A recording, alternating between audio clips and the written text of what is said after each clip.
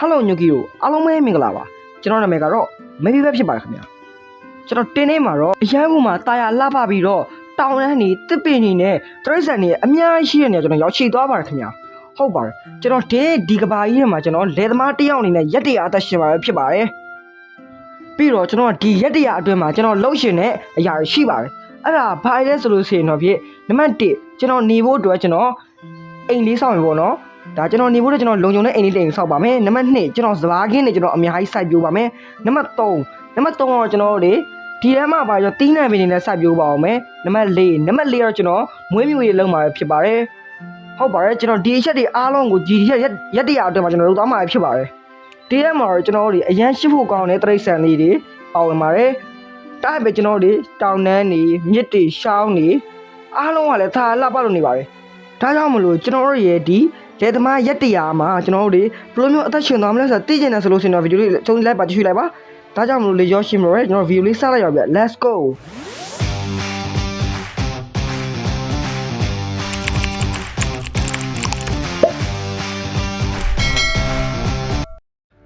Day 1 Day number 1မှာကျွန်တော် sugar cane မှရှိပြီတခြားဘာမှမရှိတဲ့ကျွန်းသေးသေးလေးတစ်ခုမှာကျွန်တော်စပြီး spawn ပါတယ်sugar cane မှရှိတာဘာမှလည်းမရှိဘူးရောဒီနားမှာကျွန်းလေးပါလေဟောမှာရှိမှကျွန်းတွေကွာကျွန်တော်ချိန်မှမြင်နေရတယ်ကျွန်တော်ကျွန်းလေးတစ်ကျွန်းတွေ့ရကြောင်းပေါ့နော်ကျွန်တော်ကျွန်းလေးပေါ့ကျွန်တော်တက်ဖို့သွားလိုက်ပါတယ်ကျွန်တော်လမ်းမှာပေါ့နော်ဒီအပင်ရှိလေးပေါ့နော်ဒါရေအောက်မှာပေါက်တော့ကျွန်တော်ရေမော့ပဲလာ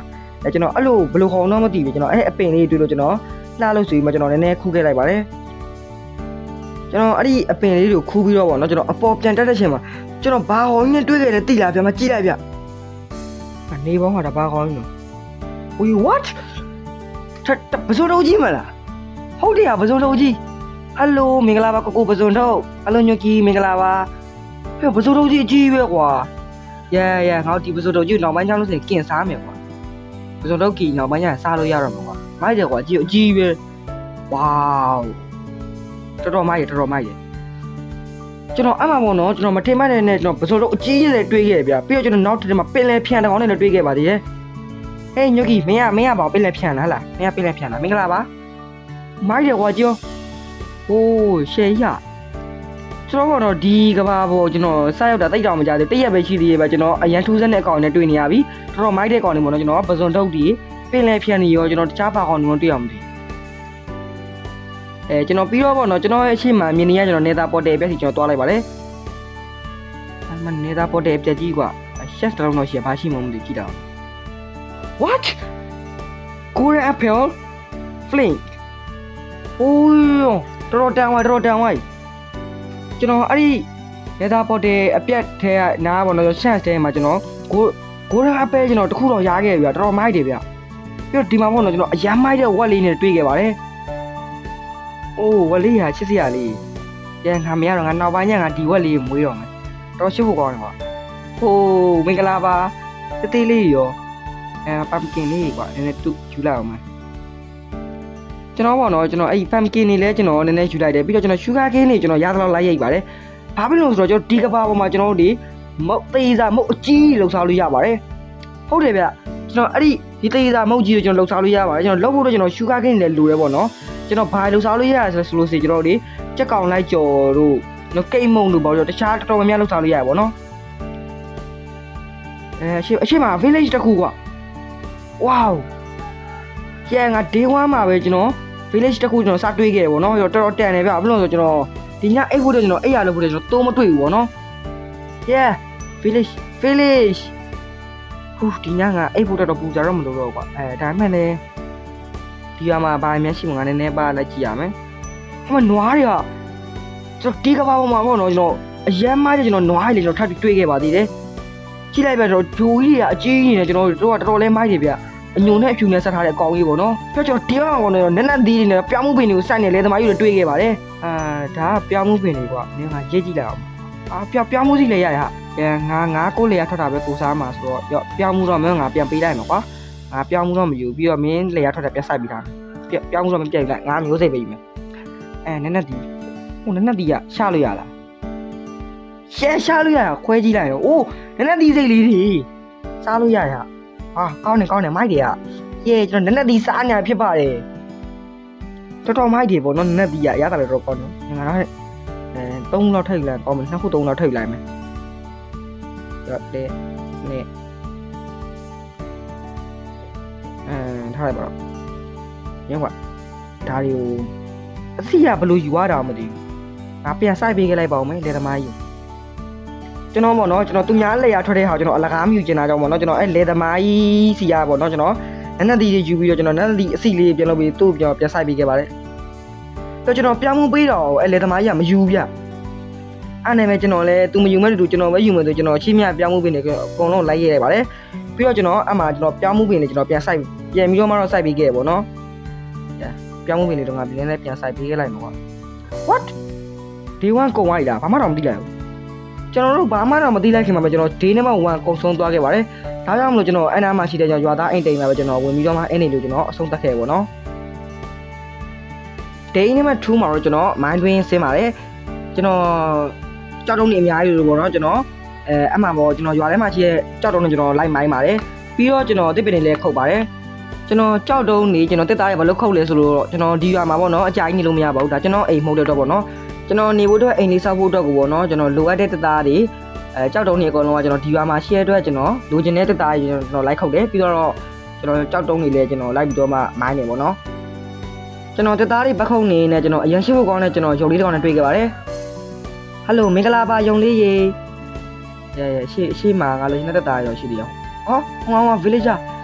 ဒီ villager ထူးဆန်းနေအောင်လုံးတကောင်ကပါကောင်းတော့ကြည့်ရ trade လို့ရတာဘာ trade တော့မင်းကဘာ trade တော့ဟိုးအသေးစိတ်တွေ trade လို့ရတယ်ဟာကျွန်တော်ပေါ့နော်အမှထူးဆန်းတဲ့ easy trader တွေရောက်တော့ကျွန်တော်ကြည့်လိုက်တဲ့အချိန်မှာကျွန်တော်ပေါ့နော်သူအသေး trader ပြီးတော့ကျွန်တော်လိုချင်တဲ့အဲ့ဒီအပြာရောစက်ကူကြီးလေးရှိနေတာပါဒါပေါ့နော်ဒါကျွန်တော်တို့ဘာလို့ရလဲဆိုလို့ဆိုရင်ဒါကျွန်တော်တို့လက်ထွန်ဇက်တွေပါကျွန်တော်ထွင်လို့ရတယ်ပေါ့နော်ဟုတ်ပါတယ်ကျွန်တော်ဒီကဘာကြီးမှာကျွန်တော်တို့လက်ထွန်ဇက်တွေပါလည်းရှိပါတယ်ဒီလက်ထွန်ဇက်ကိုလည်းကျွန်တော်နောက်ပိုင်းညရင်လုံးပါပေါ့နော်ဘာဖြစ်လို့လဲဆိုတော့ကျွန်တော်လက်နဲ့ကျွန်တော်စပါးကနေလည်းလုံးဖို့ဆိုလို့ကျွန်တော်အချိန်ကြာကြီးပေးရမှာအဲ့တော့ကျွန်တော်အနေနဲ့ပေါ့နော်အချိန်ကြာရင်ပေးရအောင်ကျွန်တော်လက်ထွန်ဇက်ကြီးလည်းစောက်လို့မှာဖြစ်ပါတယ်ပြီးတော့ကျွန်တော်အဲ့ဒီမှာပဲကြောက်တုံးနေအများကြီးလိုသေးရကြောကျွန်တော်ထပ်ပြီးတော့မှကြောက်တုံးနေအများကြီးမိုင်းလိုက်ပါတယ်ကျွန်တော်ကြောက်တုံးတို့လို့ပြီးတဲ့အချိန်မှာပေါ့နော်ညရဝါရောက်ကျွန်တော်အဲ့ဒီမှာလည်းကျွန်တော်ကြောက်တုံးလေးတူးပြီးတော့ပဲကျွန်တော်အဲ့ဒီလေးကိုဆုံးသက်ခဲ့ပါတယ် day number 3မှာလည်းကျွန်တော်ထပ်ပြီးတော့မှမိုင်းပါတယ်ကျွန်တော်ဒီမိုင်းနေစင်းတဲ့အချိန်မှာကျွန်တော်အရန်ကောင်းတာတွေတွေးခဲ့ပေါ့နော်ဒါပေမဲ့ကြောက်တုံးနေရောမီတွေးရောအများကြီးရှိရကွာဒီမီတွေလဲတာဆိုလို့ရှိရင်ငါတို့မုတ်တွေအများကြီးလုပ်လို့ရတယ်ပြီးတော့မီတွေရတော့အသုံးဝင်တယ်ကွာငါတို့ဒီကဘာမှာဒီမှာမီတွေ what iron yes နောက်ဆုံးမှာငါ iron တွေးခဲ့ပြီကွာဟုတ်ပါတယ်ပေါ့နော်ကျွန်တော်ဒီပေါ့နော်မိုင်းရင်းထဲမှာကျွန်တော်တို့အားလုံးနေကျွန်တော်တို့တော်တော်ကြီးကိုများများတွေးခဲ့ပေါ့နော်ကျွန်တော်83လား9လားမသိဘူးအဲ့လောက်ကိုကျွန်တော်ရခဲ့ပါတယ်ကျွန်တော်အဓိကလိုနေရလဲအာယွန်းပေါ့နော်ဒါကြောင့်မလို့ကျွန်တော်တော်တော်ပျော်သွားပါတယ်ဘာဖြစ်လို့လဲဆိုတော့ကျွန်တော်ဒီအာယွန်းတွေကိုကျွန်တော်အလွယ်တကူချဝေတွေးချိခဲ့လို့ပေါ့နော်ပြီးတော့ကျွန်တော်မထင်မှတ်ထားမလို့လာပစ်တွေပါကျွန်တော်ထပ်တွေ့ရဗျလာပစ်တွေလည်းကျွန်တော်တွေးခဲ့တယ်ပြီးတော့ကျွန်တော်ပေါ့နော်ဘာမှမရှိတော့ဘူးဆိုတော့ကျွန်တော်ဆက်ပြီးတော့မှဟိုဘက်ကိုတူးကြည့်လိုက်ပါသေးတယ်ဘာလေးများထပ်ရှိမလဲပေါ့နော်အမှတော့မရှိတော့ဘူးထင်တာဗျဒါပေမဲ့တော့လာပစ်တွေလည်းထပ်ရှိသေးတယ်ထပ်ပြီးတော့မှပို့ပြီးတော့ကောင်းတာကျွန်တော်နောက်ထပ်အာရုံနေထပ်ပြီးတော့မှတွေးခဲ့တာပဲဖြစ်ပါတယ်ကျွန်တော်နောက်ထပ်အာရုံတစ်ခုလားနှစ်ခုလားတခြားတော့မမှတ်မိတော့ဗျဟုတ်တယ်ကျွန်တော်တစ်ခုနှစ်ခုလားမသိဘူးထပ်တွေးခဲ့တယ်ဗျဟောမလာပစ်တွေရောကွာ yes နောက်ထပ်အာရုံ yay ဒါလည်းတော့အာရုံတော်ရပါပြီကွာတော်စီပြီဒီမှာဘာရှိအောင်ဘာရှိတော့ကွာဟောနောက်ထပ်အာရုံတစ်ခုကွာโอ้မိုက်တယ်ကွာနော်ဒါဆိုငါအာရုံနေရတော်လုံးတော့ဝိုင်းကွာခဲအားလို့စင်ငါလည်းပြန်တက်တော့မယ်ကွာအပေါ်ကျွန်တော်ကအာရုံနေလည်းရပြီဆိုတော့ကျွန်တော်မိုင်းဆက်မစင်းတော့ပဲကျွန်တော်အပေါ်ပြန်တက်ခဲ့ပါတယ်ပြီးတော့ကျွန်တော်အိမ်ဆောက်ဖို့အတွက်လိုအပ်တဲ့တက်သားတွေကိုကျွန်တော်လိုက်ပြီးတော့မှခုတ်တယ်ပေါ့နော်တက်သားတွေကကျွန်တော်အများကြီးလိုပါတယ်ကျွန်တော်ကလေသမားဖြစ်တဲ့တက်ကိုပေါ့နော်ကျွန်တော်ကဒီတက်သားလေးနဲ့ပဲအိမ်ဆောက်ချင်တာပေါ့နော်ကြောက်တုံးနေကအလောက်မဟုတ်ဘူးပေါ့နော်ကျွန်တော်တက်သားလေးနဲ့ပဲဆောက်ချင်တာဖြစ်တဲ့အတွက်ကျွန်တော်တက်သားတွေကျွန်တော်အများလိုက်ခုတ်ရပါတယ်ပြီးတော့ကျွန်တော်အိမ်မှာပေါ့နော်ကျွန်တော်အလှဆင်မှုဆိုဒီရွာတွေကစာကြီးတိုက်ကပေါ့နော်ကျွန်တော်ဒီစာအုပ်စင်တွေကျွန်တော်လိုက်ပြီးတော့မှခုတ်ယူခဲ့ပါပေါ့နော်အဲ့ဒါကျွန်တော်အိမ်ဆောက်တဲ့ချိန်ကျလို့ဆိုရင်ကျွန်တော်အလှထားလို့ရတယ်ဗျအဲ့ကြောင့်မို့ကျွန်တော်ဒီရွာထဲမှာရှိရဲ့စာအုပ်စင်တွေကျွန်တော်အကုန်လုံးယူလိုက်ပါတယ်ပြီးတော့ကျွန်တော် option ဆင်းပြီးတော့ပေါ့နော်ဒီကျွန်တော်စာရေးလို့ရစာရေးကုန်နေတာပါတော့ကျွန်တော်အဲ့ဒါတခုထိုက်ပြီးမှယူခဲ့ပါတယ်ပြီးတော့ကျွန်တော်အဲ့ဒီမှာပဲကျွန်တော်အဲ့ရွာလေးနှုတ်ဆက်ပြီးတော့မှကျွန်တော်ထွက်ခွာခဲ့ပေါ့နော်ကျွန်တော်ကဒါကျွန်တော်အိမ်မို့တော့ကျွန်တော်အကြာကြီးလည်းမနေချင်ဘူးပြီးတော့ကျွန်တော်ရွာထဲမှာလည်းတိတ်ပြီးတော့မနေချင်ဘူးနော်ကျွန်တော်အိမ်လေးကျွန်တော်မလည်းကျွန်တော်စောက်ပြီးတော့မှနေမှာဖြစ်တဲ့အတွက်ကျွန်တော်ထွက်ခွာခဲ့ပါတယ်ပြီးတော့ကျွန်တော်အိမ်မှာစောက်ရမလဲဆိုကျွန်တော်နေရာလိုက်ရှာနေပဲကျွန်တော်ဘာမှစောက်ရမလဲဆိုကျွန်တော်သေချာတော့မသိဘူးပေါ့နော် ငါမအင်ဆောင်ကောင်းမလဲကွာအင်းမဆောင်းမယ်ဆိုလေတေချာတော့မသိဘူးကွာကျွန်တော်အိမ်ဆောက်ဖို့အတွက်နေရာမတွေ့ခင်ပါဘူးပေါ့နော်ကျွန်တော်တက်သားလေးကျွန်တော်နည်းနည်းထပ်ပြီးမှလိုက်ခုတ်ပါတယ်ဘာဖြစ်လို့လဲကျွန်တော်အိမ်ဆောက်တဲ့ခါမှာကျွန်တော်တက်သားလေးမလောက်မှာဆိုတဲ့တော့ပေါ့နော်ကျွန်တော်တက်သားလေးလိုက်ခုတ်လိုက်ပါတယ်ငါတက်သားလေးအများကြီးခုတ်မရမယ်ကွာတော့ကြိုင်လို့ဆိုရင်အိမ်ဆောက်တော့မှတက်သားမလောက်ရင်အဆင်မပြေဘူးပြီးတော့ကျွန်တော်ယာယီနေဖို့ပေါ့နော်ကျွန်တော်တဲလေးတစ်ခုကျွန်တော်ဆောက်လိုက်ပါတယ်အဲ့ဒါကျွန်တော်အခုယာယီပဲနေမှာပေါ့နော်ဒါကျွန်တော်အိမ်ဆောက်နေတဲ့အချိန်တွင်းနေမှာကျွန်တော်ဒီရဲမှာနေမှာဖြစ်တဲ့အတွက်ကျွန်တော်ဒါလေးကိုပေါ့နော်အရင်အကြီးမဆောက်ကျွန်တော်တိတိလေးပဲဆောက်လိုက်ပါတယ်ပြီးတော့ကျွန်တော်အဲ့တဲနေတဲ့မှာကျွန်တော် chance တွေထည့်တယ်ပြီးတော့ကျွန်တော် crafting table လေးလည်းကျွန်တော်ထည့်လိုက်ပါတယ်ပြီးတော့ကျွန်တော်ပေါ့နော်ကျွန်တော်မြို့တစ်ခုလောက်လိုက်တယ်ပြီးတော့ကျွန်တော်အစောကရွာမှာမိုင်းလို့ရခဲ့တဲ့ကျွန်တော် iron တွေအကုန်လုံးကျွန်တော် smelting လုပ်လိုက်ပါတယ်ပြီးတော့ကျွန်တော်ပေါ့နော်ကျွန်တော်စားကြရဖို့အတွက်ဆိုကျွန်တော်အင်ရှီယာရှောင်းလေးထဲမှာကျွန်တော်စခင်တိတိလေးကျွန်တော်တစ်ခုလုပ်လိုက်ပါတယ်အဲ့ဒါဘာဖြစ်လို့လဲဆိုတော့ကျွန်တော်တို့စီမှာအခုလောလောဆယ်စားကြလဲဘာမှတိတ်မြင်ရစားမရှိဘူးပေါ့နော်ကျွန်တော်ရွာနေပြီးတော့မှယူလာတဲ့ပြောင်းဘူးတွေပဲရှိရပါတော့ပြောင်းဘူးတွေကျွန်တော်နတ်တီတချို့ပဲရှိတယ်အားကြောင့်ပြီးတော့ကျွန်တော်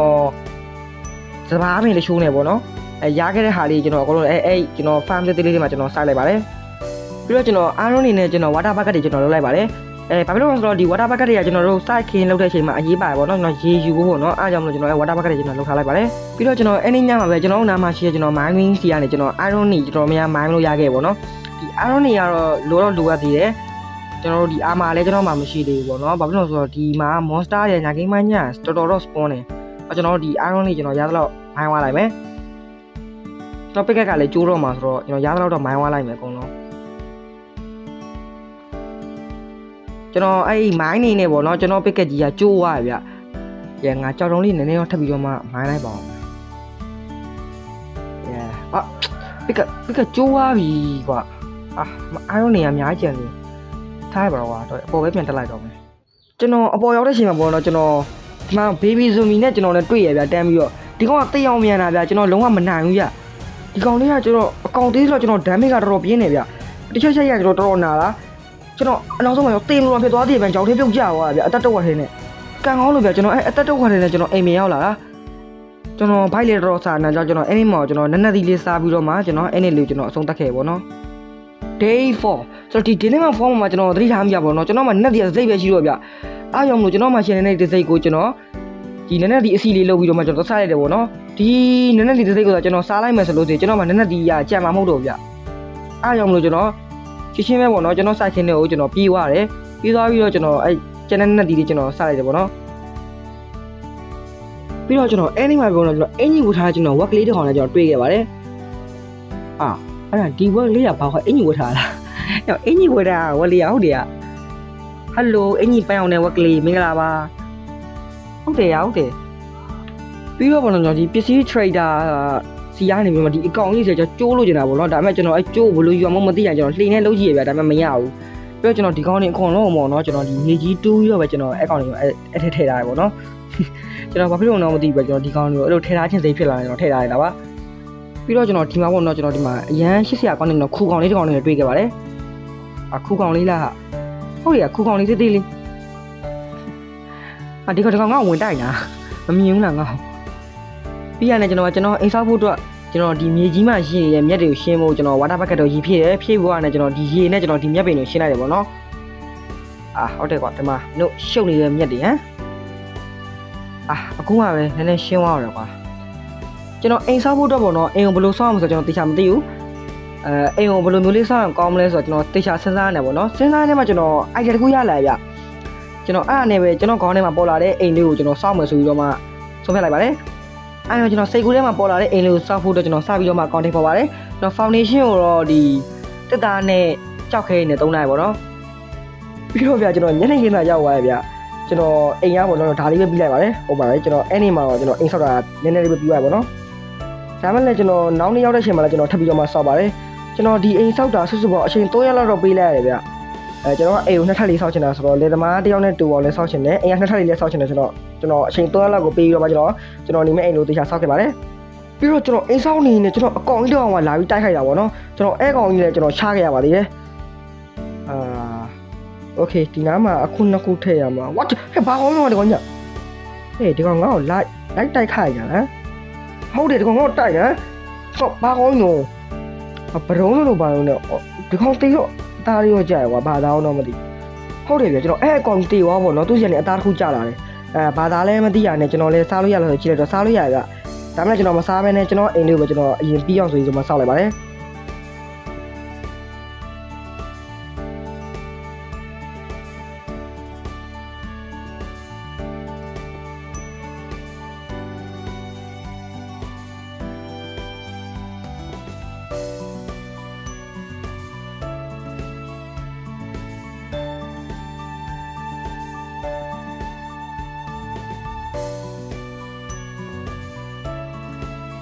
ကျွန်တော်နေမဲ့အိမ်လေးကိုကျွန်တော်နေရောညအောင်မနာမနဲ့ကျွန်တော်စောက်ခဲ့ပါတယ်။နောက်ဆိုကျွန်တော်တွေတေးနံပါတ်7မှာတော့ကျွန်တော်အိမ်ကြီးကအော်မီဆိုစောက်လို့ပြီးခဲ့ပါတယ်ဗျ။ဒီကျွန်တော်စောက်ထားတဲ့အိမ်လေးကပေါ့နော်ကျွန်တော်တော်တော်လေးကြိုက်ပါတယ်။ဒါညိုကြီးတို့ရောဘယ်လိုထင်လဲလှလားမလားဆိုတော့ကျွန်တော်ကောင်းမှတစ်ချက်လောက်ဝင်ပြီးတော့ရေးပေးခဲ့ကြပါဦး။ကျွန်တော်ဒီအောက်ဆုံးထပ်မှာတော့ကျွန်တော်ဒီရီးဖို့ကြောင်နဲ့ဒီမှာပေါ့နော်စပွဲကြီးနဲ့ထိုင်အောင်လက်ထားရပါတယ်။ဒီဒုတိယထပ်မှာတော့ဒါကျွန်တော်ကဒါအိတ်တဲ့နေရာလေးနဲ့ဒါကျွန်တော်နည်းနည်းအလှဆင်မဲ့နေရာလေးလုံးပါပါ။ဒီအပေါ်ဆုံးထပ်မှာဒါကြက်ကိုတက်လားထက်ကိုတက်လားဘယ်လိုခေါ်တော့မသိဗျအဲ့မှာပေါ့နော်ဒါကျွန်တော်ပစ္စည်းလေးနည်းနည်းပါတိမ့်လို့ရအောင်ဆိုကျွန်တော်နေရာပုံနှံထားလိုက်ပါတယ်ပြီးတော့ကျွန်တော်ဟိုဘက်တဲလေးတွေကပေါ့နော်ပစ္စည်းအကုန်လုံးကျွန်တော်ဒီဘက်ကိုပြန်ရွှေ့ခဲ့ပါတယ်ပြီးတော့ကျွန်တော်မီးဖို့ကြောင်လေးတစ်ခုလုပ်ခဲ့တယ်ပြီးတော့ကျွန်တော်အပေါ်ထပ်မှာပေါ့နော်ကျွန်တော်အိမ်မဲနေရာလေးကိုလည်းနည်းနည်းပါပြင်ဆင်ပြီးတော့အလှဆင်တာနဲ့ပဲကျွန်တော်အဲ့ဒီတရက်ကလည်းကုံဆုံးသွားခဲ့ပါတယ်ခင်ဗျာဟာညနေတော့စောင်းနေကွာအဲ့ကြောင့်အိတ်ရှင်လာဟာဟိုမှာငါးဆိုင်ခင်းလေးကိုဒီမှန်းနေမြင်ရတာဟုတ်တယ်ဗျာကျွန်တော်ဆိုင်ခင်းလေးကိုအိမ်မှန်းနေကြည့်ပြီးတော့မှပဲကျွန်တော်အဲ့နေလေးလေးအဆုံးသတ်ခဲ့ပါတယ်ဒေးနမအိမ်မှာတော့ကျွန်တော်ပြောင်းမှုထုတ်ထိုးလေးစားပြီးတော့မှကျွန်တော်ရဲ့မနက်လေးကျွန်တော်စတင်ခဲ့ပါတယ်ဟုတ်ပါတယ်ကျွန်တော်တို့ပြောင်းမှုနဲ့ကျွန်တော်ထုတ်လေးနဲ့ပေါင်းလိုက်လို့ဆိုကျွန်တော်ပြောင်းမှုထုတ်ထိုးရပါတယ်တော်တော်မိုက်တယ်ဗျဟာပြောင်းမှုထုတ်ထိုးလေးကဝေါစားလို့ကောင်းတယ်ကွာတော်တော်မိုက်တယ်ရိုးရိုးပြောင်းမှုအစိမ်းဒီတိုင်းစားလဲရတယ်ကွာပြီးတော့ကျွန်တော်ရဲ့ဒီအိမ်ရှိရဲ့မြေကြီးလေးပုံမှာပေါ့နော်ကျွန်တော်ပန်းလေးလိုက်ပြီးတော့မှအလှဆင်လိုက်ပါတယ်ပြီးတော့ပေါ့နော်ကျွန်တော်စိုက်ထားတဲ့တင်းနဲ့နေအားလုံးကျွန်တော်တွားပြီးတော့မှရေသိမ်းခဲ့ပါတယ်ကျွန်တော်တင်းနဲ့ပင်နေအကုန်လုံးကကြီးနေပြအားကြောင့်လို့ကျွန်တော်စိုက်ထားတဲ့စပားပင်နေပြောင်းမှုပင်နေနက်နက်သီးပင်နေအကုန်လုံးကျွန်တော်ရေသိမ်းခဲ့ပါတယ်ပြီးတော့ကျွန်တော်ဟင်းချက်နီဆောက်ကြီးကျွန်တော် craft လိုက်ပါတယ်ဟုတ်ပါတယ်ဟင်းချက်နီဆောက်ကြီးဘာလို့ craft လိုက်ကြလဲဆိုလို့ဆိုရင်ကျွန်တော်တို့အရှိမပြောခဲ့သလိုပဲကျွန်တော်တေးစားမဟုတ်အကြီးလှုပ်ရှားဖို့အတွက်ကိုကျွန်တော်ဒီဟင်းချက်နီဆောက်ကြီးရှိမှရတာပေါ့နော်အားကြောင့်ကျွန်တော် craft ခဲ့တာပါပြီးတော့ဒီမှာဗျကျွန်တော်တို့ဖယုံသီးပိုင်မုံအကြီးတွေလည်းကျွန်တော်လှုပ်ရှားလို့ရပါတယ်လှုပ်ရှားမှုဆိုလို့ဆိုရင်တော့ကျွန်တော်တို့တကြားရယ်ဖယုံသီးရယ်စပားရယ်သုံးမျိုးပွဲလိုပါပေါ့နော်ပြီးတော့ကျွန်တော်ဒီဘက်မှာလည်းကျွန်တော်တို့ဖီဇာတွေကျွန်တော်တို့ဆူရှီတွေအများကြီးဆောက်လို့ရပါဒါပေမဲ့ကျွန်တော်ဒီနေ့မှာတော့ဒီဖယုံသီးပိုင်မုံကြီးကျွန်တော်အရင်လှုပ်ရှားခြင်းနေကြဒါကြောင့်မို့ကျွန်တော်ဒီနေ့ episode မှာတော့ကျွန်တော်တို့ဒီရှစ်ဖယုံသီးပိုင်မုံကြီးကျွန်တော်လှုပ်ရှားပြသွားမှာဖြစ်ပါတယ်ဒါတော့ကျွန်တော်နောက်ကြလို့ရှိရင်ကျွန်တော်လှုပ်ရှားရပေါ့နော်ပြီးတော့ကျွန်တော်တို့ဒီနောက်ထပ်လုပ်ရမှုလည်းအများကြီးရှိပါသေးတယ်အဲ့ဒါကြီးကတော့ကျွန်တော်တို့ဒီဘက်မှာပေါ့နော်ဒီဆူရှီတွေကျွန်တော်တို့ဖီဇာတွေကျွန်တော်တို့နောက်ထပ်ပြီးတော့ကျတော့ဒီမှာအမဲသားခင်တွေဘာဂါတွေကြက်ကောင်လိုက်ကြော်ရောအများကြီးပဲဗျကျွန်တော်လှုပ်ရှားလို့ရပါတယ်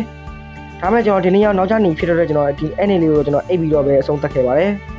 day number 9 day မှာတော့ကျွန်တော်စိုက်ခင်သေးသေးလေးတစ်ခုကျွန်တော်စောက်မှာပေါ့နော်ကျွန်တော်တီးနဲ့နေစိုက်လို့ရစိုက်ခင်တစ်ခုကျွန်တော်စောက်မှာဖြစ်ပါတယ်အားကြောင့်မို့ကျွန်တော်ဥစ္စာနေမျိုး craft လိုက်တယ်ပြီးတော့ကျွန်တော်ဒီမှာပေါ့နော်ဒီမလိုအပ်တဲ့မြေကြီးအားလုံးကျွန်တော်ရှင်းလိုက်ပါတယ်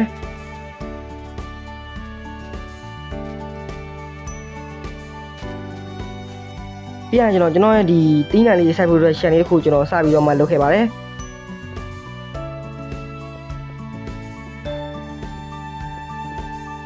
ကျွန်တော်တင်းနှံချန်လေးနှစ်ခုပဲစောက်ရသေးဗျမိုးကရှုပ်သွားကျွန်တော်တင်းနှံလေးစိုက်ချင်မဲ့လေညာခင်းမညရင်ဇွန်မီရဲ့ skeleton ဒီအနေကိုကြောက်ရအောင်ပဲကျွန်တော်အဲ့ဒီလေးကိုဆုံးသတ်ခဲ့ပါတယ်ဒိန်းနံပါတ်10မှာတော့ကျွန်တော်ရဲ့နေရတော့ creeper ပေါက်ကွဲခြင်းတွေပဲကျွန်တော်စားခဲ့တယ်ပေါ့နော်ဟုတ်ပါတယ်ကျွန်တော်ဒိန်းနံပါတ်10ရဲ့မနက်ခင်းမို့စောစောစီးစီးပေါ့နော်ကျွန်တော်ဒီတင်းနှံလေးစိုက်မယ်ဆိုပြီးထွက်လာတဲ့အချိန်မှာပဲ creeper ကျွန်တော်လာလိုက်ပေါက်ကွဲသွားပြကျွန်တော်ကန်ကောင်းလို့မသိရကျွန်တော်အသက်ကဒရုံးမဲကြံခဲ့ရပါတော့ဆိုတော့ကျွန်တော်တင်းနှံမင်းနေစိုက်ဖို့တော့ကျွန်တော်စပြီးလုပ်ပါတယ်အလဲမှာကျွန်တော်မြောင်းလေးတစ်ခုဖောက်လိုက်ပြီးတော့ရေလိုက်ခဲ့ပါတယ်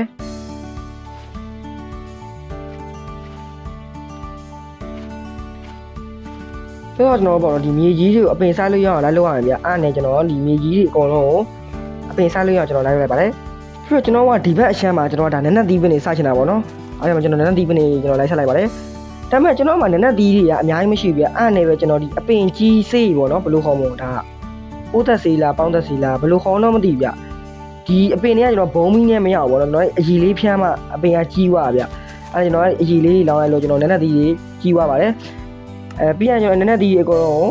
နော်အစိတ်လေးတွေပြောင်းလိုက်တယ်ပြီးတော့အစိတ်လေးတွေကနေပြီးတော့ကျွန်တော်ထပ်ပြီးတော့မှအစိတ်လေးတွေပြန်ယူလိုက်ပါတယ်ကျွန်တော်နက်နက်သီးပြီးနေအကုန်လုံးပေါ့နော်ဒီစိုက်ခင်းတစ်ခုလုံးပြီးအောင်ကျွန်တော်စိုက်ချင်တာပေါ့နော်ကျွန်တော်အစိတ်တွေကျွန်တော်အများကြီးလိုက်ပါတယ်ပြီးတော့မှကျွန်တော်စိုက်ခင်းတစ်ခုလုံးကျွန်တော်နက်နက်သီးပြီးနေလိုက်ဆက်လိုက်ပါတယ်နောက်ဆုံးမှာပေါ့နော်ကျွန်တော်ဒီဘက်အချမ်းကျွန်တော်ဒီစိုက်ခင်းလေးမှာနက်နက်သီးပြီးနေအားလုံးပြည့်သွားပြီဗျတော်တော်လှတယ်ဗျကြည့်လိုက်ဒါမကြီးလေးပေါ့နော်ကြီးရင်ကျွန်တော်ဒီထက်ပိုပြီးလှတာပေါ့နော်ပြီးတော့ကျွန်တော်ဒီဘက်ကစိုက်ခင်းကိုလည်းအပင်စိုက်လို့ရပါပေါ့နော်ကျွန်တော်တီးနှံပင်တွေစိုက်လို့ရကျွန်တော်လိုက်လုပ်လိုက်ပါတယ်ကျွန်တော်ဒီဘက်စိုက်ခင်းမှာပြောင်းမှုပင်တွေစိုက်ချင်တာပေါ့နော်ပြောင်းမှုစီရလဲကျွန်တော်မှာအများကြီးရှိရဆိုတော့ကျွန်တော်မှာရှိမြပြောင်းမှုစီတွေအကုန်လုံးကျွန်တော်ဒီဘက်ကစိုက်ခင်းလေးမှာကျွန်တော်စိုက်လိုက်ပါတယ်ဒီအပင်တွေကဒါကြီးွားလို့ရှိရင်ပေါ့နော်ကျွန်တော်စိုက်ခင်းတော်တော်ကြီးလှပါဗျဒါမကြီးသေးရအောင်ပေါ့နော်နည်းနည်းလှတယ်ဗျပြီးတော့ကျွန်တော်စိုက်လို့ရခဲ့တဲ့တီးနှံတွေအားလုံးကျွန်တော်ရှန့်ဆဲထည့်လိုက်ပါတယ်ပြီးတော့ကျွန်တော်အဲ့ဒီမှာဘာလုပ်ရမှန်းမသိဘူးဗျကျွန်တော်စဘာကင်းစားချင်ပေမဲ့လည်းညနေမိုးရှုပ်တော့မှဆိုတော့မမီတော့ရနဲ့ကျွန်တော်အိမ်ကိုတစ်ချက်ချင်းမရတဲ့အချိန်မှာအကြံတစ်ခုရောက်ပါပါတယ်အဲ့ဒါတော့ကျွန်တော်စိုက်ထားတဲ့စိုက်ခင်းနဲ့ကျွန်တော်အိမ်ကိုကျွန်တော်လမ်းလေးတစ်ခုဖောက်ချင်တာပေါ့နော်အဲ့ဒါကျွန်တော်ခေါ်ပြားကိုသုံးပြီးတော့မှကျွန်တော်အရင်လမ်းလေးရင်စားလိုက်ပါတယ်ပြီးတော့ကျွန်တော်ရှုံနေတဲ့မြက်တွေကိုရှင်းဖို့လည်းကျွန်တော်ဝါတာဘက်ကတွေကကျွန်တော်ရေတွေကိုအသုံးပြုခဲ့ပေါ့နော်အဲ့ဒါကျွန်တော်မျက်ရှင်းတဲ့နေရာမှာတော်တော်ယူမြင်နေဗျပြီးရတယ်ကျွန်တော်မှရှိတဲ့ကြောက်တုံးနေတက်တာတွေအားလုံးသုံးပြီးတော့မှကျွန်တော်ဒီလမ်းလေးကျွန်တော်လှောက်ဖောက်ခဲ့ပါတယ်ပြီးတော့ကျွန်တော်လမ်းဖောက်ပြီးလို့ပြီးရဲ့အချိန်မှာညမိုးချုပ်သွားရောကျွန်တော်အဲ့နေလေးကိုအဆုံးသတ်ခဲ့ပါတယ် day number 11ကျွန်တော်ဒီနေ့17ရက်မြောက်နေ့မှာကျွန်တော်စဘာကင်းကျွန်တော်စားဆိုင်တော့ပေါ့နော်ကျွန်တော်စဘာကင်းတစ်ခုစားဆိုင်တော့မှာဖြစ်တဲ့အတွက်ကျွန်တော်လမ်းမှာမလိုအပ်တဲ့မြေတွေကိုကျွန်တော်လိုက်ရှင်းခဲ့ပါတယ်ပြီးတော့ကျွန်တော်ဒီမှာပေါ့နော်ဒီတစ်ပင်ကိုလည်းကျွန်တော်ရှင်းရပြအဲ့နဲ့ကျွန်တော်လက်နဲ့ခုံကြားမှာချွတ်ဆိုးလို့ဆိုပြီးတော့မှကျွန်တော်ဒီနေတာပေါ်တဲ့အပြက်စီကနေရခဲ့တဲ့ကျွန်တော်မီးကျင်းနဲ့ကျွန်တော်ဒီတစ်တော်ကြီးကျွန်တော်မီးရှို့လိုက်ပါတယ်ပြီးတော့ကျွန်တော်မြေရှင်းနေနဲ့ကျွန်တော်ဂေါ်ပြားကြီးကျိုးရပြကျွန်တော်အဲ့မှသတိထားမိတာကျွန်တော်ချူရခင်းနေကျွန်တော်မစားရသေးဘူးပေါ့နော်ကျွန်တော်ဒီတေးစားမို့အကြီးလှုပ်ရှားဖို့လို့ကျွန်တော်ရှူဂါတွေပြရှူဂါတွေကကျွန်တော်ရှူဂါခင်းကနေမှတစ်စင်ရဆိုတော့ကျွန်တော်ရှူဂါခင်းနေစားရပါမယ်အားကြောင့်မို့ကျွန်တော်မြေကြီးတွေကိုကျွန်တော်ဆက်ပြီးတော့မှမရှင်းမဲနဲ့ကျွန်တော်ရှူဂါခင်းနေကျွန်တော်အရင်လိုက်ဆက်လိုက်ပါတယ်ကျွန်တော်ရှူဂါခင်းနေဆက်လို့ပြီးရတယ်ကျွန်တော်ဘိုက်တော်စားနာတော့ကျွန်တော်အိမ်ထဲဝင်ပြီးတော့မှကျွန်တော်မှရှိတဲ့ပြောင်းမှုလေးကိုကျွန်တော်စားခဲ့ပါတယ်ပြီးတော့ကျွန်တော်မှရှိတဲ့အားလုံးနေနဲ့ကျွန်တော်ဒီဂေါ်ပြားတွေကျွန်တော်ထပ်ပြီးတော့မှ craft လိုက်တယ်ပေါ့နော်ကျွန်တော်ဂေါ်ပြားတွေထပ်ပြီးတော့မှ craft လိုက်တယ်ပြီးတော့ကျွန်တော်ထပ်ပြီးတော့မှဒီစဘာကင်းဆိုင်ဖို့အတွက်မလွတ်တဲ့မြေကြီးအားလုံးကျွန်တော်ရှင်းလိုက်ပါတယ်ပြီးတော့ကျွန်တော်အဲ့ဒီတစ်နေ့လို့ကျွန်တော်မြေကြီးရှင်းတာနဲ့ပဲကျွန်တော်ကုန်သွားရပေါ့နော်ဒီမြေကြီးကျွန်တော်တော်တော်များများရှင်းရတာဗျအားကြောင့်ပဲကျွန်တော် day number 11တရက်လုံးကကျွန်တော်မြေကြီးရှင်းနေပဲကုန်ဆုံးခဲ့ပါတယ်ပြီးတော့ကျွန်တော်ညရဝါလို့အိမ်မက်ချိန်မှာကျွန်တော်အိမ်ချိန်မှာရည်တည်လာလို့နဲ့ကျွန်တော်စုမီတစ်ခေါက်အရင်တက်လိုက်တယ်ပြီးတော့ကျွန်တော်အဲ့နေ့လေးကိုလည်းအေးချမ်းစာနဲ့ပဲကျွန်တော်အနားယူခဲ့ပါတယ်ကျွန်တော်ဒီ12ရက်မြောက်နေ့မှာတော့ကျွန်တော်ကဒီစဘာကင်းတစ်ခုကျွန်တော်စားဆိုင်တော့မှာပါဒါကြောင့်မလို့ကျွန်တော်ဝါတာဘက်ကတ်တွေတုံးပြီးတော့မှကျွန်တော်ရေရင်လိုက်ခဲ့တယ်ပြီးတော့ကျွန်တော်ဒီစဘာဆိုင်လို့ရအောင်ပေါ့နော်ဒီမြေကြီးကိုကျွန်တော်အရင်ဆုံးဒီထွန်ချင်းနဲ့လိုက်ပြီးတော့မှလုပ်လိုက်ပါတယ်ပြီးတော့ကျွန်တော်ဒီစဘာကြီးကိုကျွန်တော်လိုက်ဆိုင်လိုက်တယ်ဗျဒါပေမဲ့ကျွန်တော်မှာစဘာကြီးကမလောက်ဘူးဖြစ်နေဗျကျွန်တော်ကဒီစိုက်ခင်တစ်ခုလုံးပြည့်အောင်စိုက်ချင်တာပေါ့နော်အားကြောင့်မလို့ကျွန်တော်ဒီစဘာကြီးကိုကျွန်တော်မျိုးပွားဖို့တဲ့ကျွန်တော်ဘုံမီလိုရပေါ့နော်ဘုံမီရလည်းကျွန်တော်ဒီဘုံနေရှိမှရမှာအယိုးတွေရှိမှရပါပေါ့နော်အယိုးတွေကကြောင့်ကျွန်တော်ဗမာရှိလဲဆိုတော့ကျွန်တော်ဒီအနှဲရောင်တစ်တုံးတွေရှိရပေါ့နော်အနှဲရောင်တစ်တွေရှိရတောထဲမှာရှိပါတယ်ဒီကျွန်တော်ဒီ Dark OAK Forest ထဲမှာရှိရပေါ့နော်ကျွန်တော်ဒီအဲ့တစ်တော်တွေကိုတွားပြီးတော့မှကျွန်တော်ကဒီဘုံ block တွေကျွန်တော်တွားယူရမှာပေါ့နော်အဲ့တစ်တော်ထဲမှာဆိုလို့ကျွန်တော်တို့အယိုးစုတွေအများကြီးရှိရဗျအားကြောင့်မလို့ကျွန်တော်အဲ့တစ်တော်ထဲတွားပြီးတော့မှကျွန်တော်အယိုးစုတွေယူပြီးတော့ကျွန်တော်ထွက်လာခဲ့ပါတယ်ပြီးတော့ကျွန်တော်ဒီ Dark OAK Forest တော့ကျွန်တော်ရောက်လာရပေါ့နော်ကျွန်တော်ရောက်လာတာတိတ်တော့မကြသေးပဲကျွန်တော်ဒီမှာရှင်းရှင်းပဲကျွန်တော်ဒီပေါ့နော်ဘုံ block တွေတွေ့ရဗျကျွန်တော်လည်းအဲ့မှာရှိသမျှဘုံ block တွေကျွန်တော်အကုန်လုံးယူလိုက်ပါတယ်ကျွန်တော်ဒီစဘာပင်နေကျွန်တော်အများကြီးစိုက်မိပေါ့နော်အားကြောင့်မလို့ကျွန်တော်ဒီမှာရှိသမျှဘုံ block တွေအကုန်လုံးကျွန်တော်ယူခဲ့ပါတယ်ဘုံ block တွေကျွန်တော်အကုန်ယူပြီးတော့မှကျွန်တော်အိမ်ပြန်လာခဲ့ပါတယ်ပြီးတော့ကျွန်တော်မှရားခဲ့တဲ့ဘုံ block တွေကိုကျွန်တော်ကဒီဘုံမီပြောင်းလိုက်တယ်ပေါ့နော်ကျွန်တော်ဒီဘုံမီတွေလောက်လိုက်ပါတယ်ဒါမှကျွန်တော်ဒီစဘာပင်တွေကိုကျွန်တော်တို့မျိုးပွားလို့ရမှာပေါ့နော်ပြီးတော့ကျွန်တော်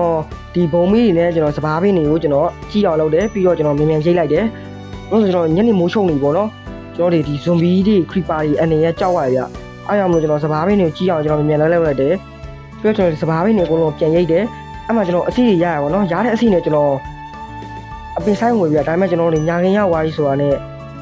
ဇွန်ဘီတွေခရီပါတွေအနေကတော်တော်ကြောက်ရပြအားကြောင့်မကျွန်တော်အဲ့ဒီလေးကိုလည်းအိမ်ထဲမှာပြန်ပြီးမြန်ပြန်ပြီးတော့ကျွန်တော်အဲ့ဒီလေးကိုဆုံးသတ်ခဲ့ပါတယ်ကျွန်တော်ဒီ73ရက်မြောက်နေ့မှာတော့ကျွန်တော်စဘာကင်းတစ်ခုလုံးကျွန်တော်အောင်မြင်စွာနဲ့စိုက်ပျိုးနိုင်ခဲ့ပါတယ်ဟုတ်ပါဗျာကျွန်တော်ဒီ73ရက်မြောက်နေ့မှာတော့ကျွန်တော် စပားကင်းတစ်ခုတော့ကျွန်တော်ပြီးစီးအောင်ကျွန်တော်စိုက်လို့ပြီးသွားရပါတော့ပြီးတော့ကျွန်တော်မိတ်နေရဗျကျွန်တော်တေးစာမုတ်အကြီးလောက်ဆောင်အောင်မလေးအဲ့ကြောင့်လို့ကျွန်တော်ဒီဖယုံဒီပိုင်မုတ်ကြီးကျွန်တော်လှုပ်ဖို့အတွက်ဆိုပြီးတော့မှကျွန်တော်မှာပေါ့နော်ဒီရှူကားလည်းရှိရပြီးတော့ကျွန်တော်မှာစပားလည်းရှိရပေါ့နော်ဒါပေမဲ့ကျွန်တော်မှာမရှိတာကြက်ဥဗျအဲ့ကြောင့်လို့ကျွန်တော်ကြက်ဥကိုပေါ့နော်ယူဖို့ဆိုရင်ကျွန်တော်ဒီရွာတွေကကြက်ချောင်ကိုတွားဖို့လည်းကျွန်တော်ဆုံးဖြတ်လိုက်ပါတယ်ပြီးတော့ကျွန်တော်လမ်းမှာနွားတစ်ကောင်တွေ့ရကြောင်းပေါ့နော်ကျွန်တော်လိုရမယ်ရဆိုကျွန်တော်နွားနို့ညှက်ခဲ့ပါတယ်ဘာဖြစ်လို့နွားနို့ညှစ်တာလဲဆိုတော့ကျွန်တော်ဒါနောက်ပိုင်းကျွန်တော်မုတ်တွေထက်လို့စားမယ်ဆိုရင်ဒါနွားနို့လိုရမှာပေါ့နော်အားကြောင့်မလို့ကျွန်တော်နွားနို့တွေတခါလေးညှစ်ထားတာပေါ့ပြီးတော့ကျွန်တော်ဒီရွာတွေကကြက်ချောင်ကိုကျွန်တော်ဆက်ပြီးတော့မှထွက်လာခဲ့ပါတယ်ကျွန်တော်ချက်နဲ့သွားပြီးတော့မှကျွန်တော်ကြက်ဥတွေသွားယူခဲ့ဗျကျွန်တော်ကြက်ဥအားလုံးမှကျွန်တော်9လုံးတော့ရခဲ့ဗျဒါကျွန်တော်စုပေါင်းလိုတာကြက်ဥ3လုံးပဲလိုပါပေါ့နော်ဒါပေမဲ့ကျွန်တော်အခုလို့ဆိုကျွန်တော်ကြက်ဥက9ခုတော့ရှိရဗျကြက်ဥ9လုံးတော့ရပြီဆိုတော့ကျွန်တော်တော်တော်ရွတ်လုံလောက်ပါပြီဒါကြောင့်မလို့ကျွန်တော်မုတ်လို့ဖို့အတွက်ဆိုတော့ကျွန်တော်အိမ်ကိုပြန်ခဲ့ပါတယ်ပြီးတော့ကျွန်တော်တရားလို့ဖို့အတွက်ကျွန်တော်ရှူဂါကင်းစိုက်ခင်ရနေပြီးတော့ပေါ့နော်ရှူဂါကင်းတွေစိုက်ထားတဲ့နေရာနေပြီးတော့ကျွန်တော်ရှူဂါကင်းတွေကျွန်တော်တွားပြီးတော့မှရိတ်ခဲ့ပါတယ်ပြီးတော့ကျွန်တော်ပမ်ကင်တွေကိုလည်းကျွန်တော်လိုရမယ်ရဆိုကျွန်တော်နည်းနည်းထပ်ပြီးတော့မှကျွန်တော်စိုက်ခဲ့ပေါ့နော်ကျွန်တော်ဟိုအရင်တော့ကျွန်တော်စိုက်ခင်သေးလေးမှာကျွန်တော်ပမ်ကင်တွေကျွန်တော်နည်းနည်းဆက်လိုက်ပါတယ်ကဲနောက်ဆုံးတော့ကျွန်တော်ရန်စားခြင်းနေတဲ့ဖယုံသီးပန်ကိတ်ကြီးကျွန်တော်ရခဲ့ပြီပေါ့နော်ဖယုံသီးပန်ကိတ်နဲ့ကျွန်တော်တွဲတောက်ဖို့လဲဆိုရင်ကျွန်တော်ကိုကာကိုလာတစ်ခွက်လည်းကျွန်တော်လုပ်ခဲ့ပါတယ်ဟုတ်ပါတယ်ဗျဒီကဘာကြီးမှာကျွန်တော်ကိုကာကိုလာလည်းတောက်လို့ရပါတယ်အားကြောင့်ကျွန်တော်ဒီကိုကာကိုလာကိုလည်းကျွန်တော်နေရာချလိုက်ပါတယ်ပြီးတော့ကျွန်တော်ဒီဖယုံသီးပိုင်မုတ်လည်းကျွန်တော်နေရာချလိုက်ပါတော့ဒါပေမဲ့ကျွန်တော်ဒီဖယုံသီးပိုင်မုတ်ကကျွန်တော်နည်းနည်းနေရာလွယ်နေဗျအားကြောင့်ကျွန်တော်နေရာလေးပြင်ချလိုက်ပါတယ်ဝေါတော်တော်မိုက်တယ်ဗျကြီးလိုက်ဗျဖယုံသီးပိုင်မုတ်ကြီးတော်တော်ကြီးလို့ကောင်းနေဝါစားနေတာဗျတော်တော်ကြီးတော့ဘိုက်စားလာပြီပထမဆုံးကျွန်တော်ဒီဖယုံသီးပိုင်မုတ်ကိုကျွန်တော်တစ်ခုယူပြီးတော့မှဒီစားကြည့်ရပေါ့နော်တော်ကောင်းနေဗျအဲ့နဲ့ပဲကျွန်တော်အရန်ကြိုက်သွားပြီးတော့မှကျွန်တော်ပိုင်မုတ်တွေကျွန်တော်အများယူလိုက်ပါတယ်ပိုင်မုတ်ကမိုက်တယ်ဗျကြီးလိုက်ဗျကျွန်တော်တို့လာဒီကနေပြီးတော့နည်းနည်းလေးတော့ကွဲသွားသေးရဗျတော်တော်မိုက်တယ်ကျွန်တော်ဖျုံသီးပိုင်မုတ်တွေကျွန်တော်တော်တော်များယူစားလိုက်ရဗျကြီးလိုက်ပါဦးဗျကျွန်တော်ဖျုံသီးပိုင်မုတ်စားနိုင်ဖြစ်ပါတယ်ယေးကျွန်တော်စီမှာရှင်းမြန်ဖျုံသီးပိုင်မုတ်တွေအကုန်လုံးကျွန်တော်စားကောင်းကောင်းနဲ့စားလိုက်တာအကုန်ကုန်သွားပါတယ်ပြီးရနေကျွန်တော်ကိုကာတောက်လိုက်တယ်ဗျကိုကူလာတော့ကျွန်တော်ဘာအဖားရလောင်သိလားကျွန်တော်အပြင်းမြန်နဲ့အဖားရလိုက်ဗျကြီးလိုက်ဟုတ်ပါရဲ့ဗျရောကိုကူလာတောက်တယ်ဆိုလို့ဆိုရင်ကျွန်တော်တို့ဒီအပြင်းမြန်နဲ့ပေါ့နော်အပြင်းမြန်နဲ့အဖားကျွန်တော်တစ်ခုရခဲ့ပါတယ်ကျွန်တော်ဘယ်နှစ်စက္ကန့်တော့မသိဘူးဗျကျွန်တော်ကြီးတဲ့အချိန်မှာကျွန်တော်45စက္ကန့်တော့ကျန်သေးရဲ့ကျွန်တော်ထင်တာစက္ကန့်90လောက်ပြီးထားရထင်တယ်ဗျဒါအဖြစ်တော်တော်မိုက်ရဗျကိုကူလာအရသာလည်းတော်တော်ကောင်းနေဒီဖျုံသီးပိုင်မှုကြီးကျွန်တော်တော်တော်ကြိုက်ပါတယ်အားကြောင့်လို့ကျွန်တော်ဒေတာထင်းမှာတော့ကျွန်တော်ဖျုံသီးပိုင်မုတ်ကြီးစားပြီးတော့မှပဲကျွန်တော်အဲ့နေလေးကျွန်တော်အဆုံးသတ်ခဲ့ပါတယ်